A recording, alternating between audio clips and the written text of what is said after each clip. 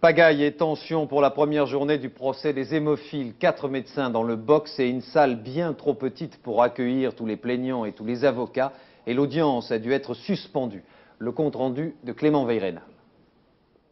Ambiance lourde et tendue cet après-midi à l'ouverture du procès de l'affaire de la contamination des hémophiles par le virus du sida.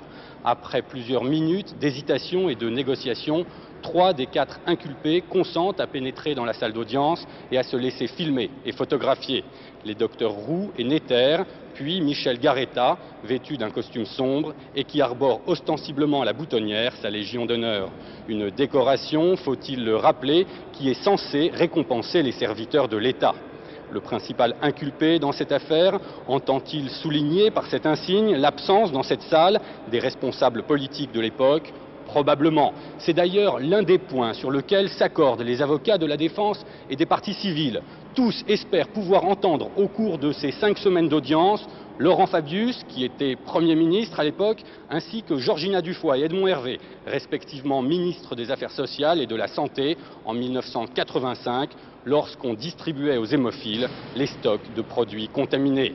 Ces 3 responsables ont été cités à comparaître comme témoins. Laurent Fabius, cité par la défense et les parties civiles, est libre pour le moment de répondre ou non à cette convocation. Mais Georgina Dufoy et Edmond Hervé sont eux cités par le parquet. Ils devront obligatoirement venir déposer devant le tribunal.